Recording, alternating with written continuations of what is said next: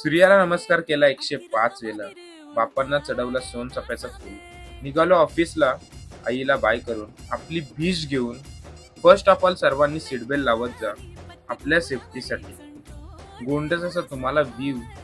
Then निघालो. CNG भरली. नीरा पिली आपली फेवरेट नीरा. नंतर डाळिंबाचा juice, paneer bhurji, green tea. माझा वर्क कंप्लीट करून निघालो घरी. डायरेक्ट जिम मध्ये.